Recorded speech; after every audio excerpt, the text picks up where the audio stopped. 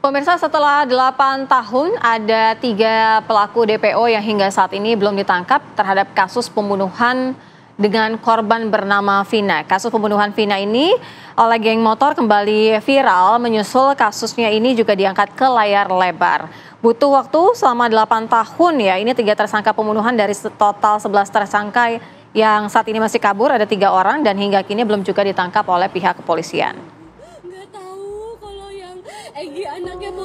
Kasus pembunuhan Vina dan Eki warga kota Cirebon, Jawa Barat ini kembali viral setelah rekaman suara arwah yang diduga Vina viral juga di media sosial. Kemudian kasus ini diangkat ke layar lebar dari kisah nyatanya. Ada 11 tersangka, 8 tersangka sudah ditangkap hingga vonis dan juga ditahan. Sementara 3 tersangka lainnya hingga saat ini masih buron. Mereka yang masuk daftar pencarian orang adalah Peggy alias Perong. Ini merupakan otak di balik pembunuhan Vina. Lalu Andi dan Dani, 2 tersangka lain yang juga belum ditangkap hingga saat ini.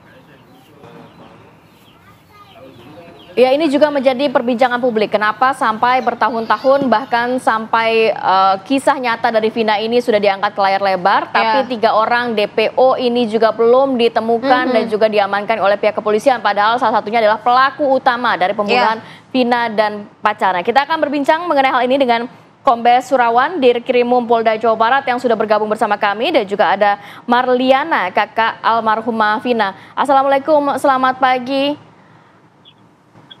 Selamat pagi Pak Surawan dan juga Mbak Marliana. Ya. Selamat pagi. Ya, selamat pagi.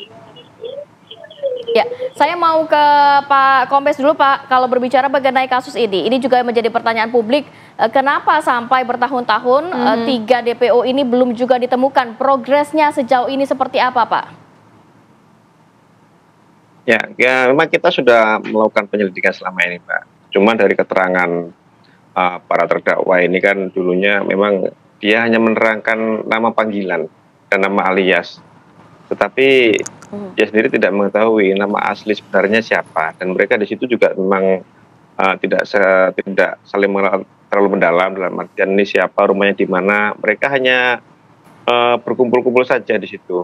Makanya kita selama ini selalu juga mencari informasi, kemudian kita juga sudah melakukan permintaan keterangan atau melakukan interogasi lagi para terpidana di dalam lapas. Kemudian juga kita melakukan pencarian terhadap, memang ada yang satunya sudah keluar dari lapas, itu ada di Bogor. Sekarang kita sedang mencari keberadaannya untuk mengetahui siapa sebenarnya yang 3 orang ini, supaya kita bisa lebih jelas mendapatkan identitasnya, sehingga akan mempermudah untuk melakukan pencarian.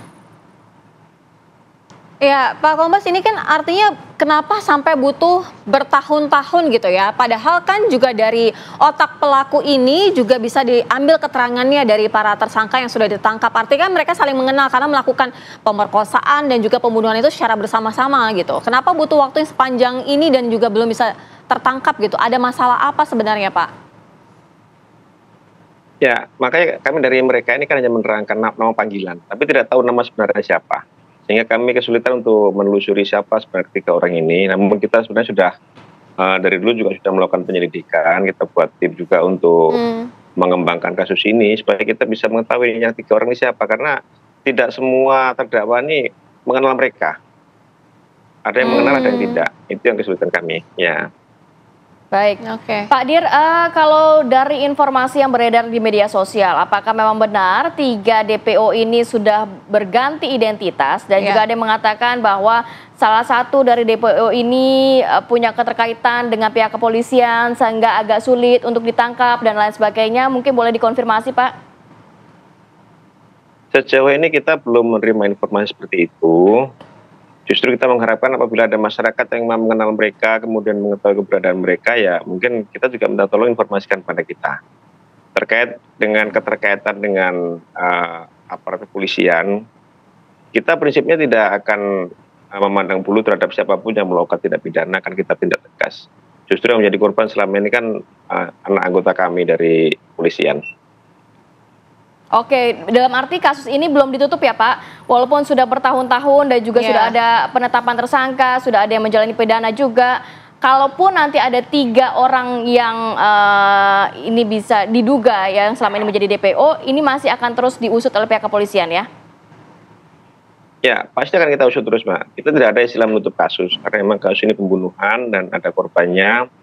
Juga mereka melakukannya secara sadis, sehingga kita akan terus mencari siapa pelaku yang dikenal ini, apakah mereka juga sebagai dalang atau memang kejadiannya secara spontan. Mudah-mudahan dalam waktu dekat kita sudah bisa mendapatkan artinya informasi saat ini sudah ada progres yang ini. jauh lebih masif gitu, artinya sudah bisa diketahui dari identitas ketiganya? Ya, kita akan berusaha mencari dulu identitas ketiganya, sehingga kita mempermudah untuk melakukan pelacakan terhadap ketiganya, Mbak. Baik, izin Pak Dir, saya mau bergeser ke kakak korban atau kakak Vina, Ibu Mbak Marliana. Assalamualaikum, selamat pagi Mbak Marliana. Sebelumnya kami kembali lagi turut prihatin atas kejadian yang menimpa adik Anda. Sampai sudah diangkat ke layar lebar pun 3 DPO-nya ini juga belum ditemukan. Mbak Marliana, tadi dari pihak kepolisian mengatakan bahwa kasusnya masih terus diselidiki begitu dan juga masih dicari 3 orang otak pembunuhan ini. Tapi kalau dari sisi keluarga, sudahkah juga mengumpulkan data-data dan juga informasi yang bisa juga menunjang pihak kepolisian untuk segera menangkap ketiga pelaku ini? Justru dari keluarga malah minim informasi ya, yang keluarga tahu cuma nama sama umur aja. Ya, Mbak Marliana, ini kan ada informasi bahwa sebenarnya otak pelaku ini sudah mengenal Vina gitu ya, cintanya ditolak oleh Vina. Artinya keluarga juga sempat mengenal tidak sosok ini? Tidak, itu temennya almarhum cowoknya gitu, bukan teman adik saya. Apakah juga ada informasi yang datang dari pihak lain begitu ke keluarga terkait 3 orang ini, Mbak Marliana? Nggak ada informasi yang didapat dari keluarga. Oke, Mbak Marliana, kita mohon maaf Mbak, tapi kita sepertinya harus menggali lagi masa lalu yang pada saat kejadian begitu ketika Vina ditemukan sudah tidak bernyawa. Itu posisi kejadiannya seperti apa ketika pada saat itu yang Mbak dapatkan informasinya? Waktu itu keluarga kedatangan orang ya yang memberitahu bahwa almarhum adik saya itu Vina kecelakaan. Dia bilang itu Vina kecelakaan. Keluarga datang tuh dia sudah posisi di rumah sakit almarhum adik itu. Masih ada nafas tuh sedikit, cuman gak lama dia meninggal. Dan di situ pas di rumah sakit itu ada polisi yang bilang juga kalau itu kecelakaan. Ya keluarga percaya kan, karena yang bilang itu kan pihak polisi ya. Bawa pulanglah si jasad tuh ke rumah. Dimandikan sudah dimandikan aja sudah sedikit janggal. Cuman kami orang nggak ngerti, terima aja lah gitu berita dari polisi bahwa kecelakaan gitu kan. Itu setelah 3 hari saya ngambil almarhum HP korban gitu kan, HP almarhum adik saya. Bah katanya, yuk ambil HP. Saya ambil HP sama keluarga saya, kakek sama bapak ambil HP almarhum. Di situ HP almarhum itu nggak ada goresan, nggak ada pecah, nggak ada lecet. Saya bayangin logikanya gitu ya, tabrakan yang kecelakaan yang begitu hebatnya, HP almarhum adik saya nggak apa-apa gitu. Kenapa bisa begini? Sampai akhirnya malamnya itu arwah temennya itu kemasukan arwah almarhum adik saya terus menceritakan semuanya. Dari situ kami mulai yakin bahwa itu almarhum adik saya itu dibunuh. Baik, Mbak Marliana, kita juga mendengar kabarnya sebelum cerita Vina ini diangkat ke layar lebar, ada yang mendatangi pihak keluarga dan juga mengatakan jangan sampai ini dibuka ke publik begitu ya. Tapi seperti apa? Kita tahan dulu ya. Kita akan sambung lagi di segmen berikutnya. Tetap bersama kami di Apa Kabar Indonesia Pagi.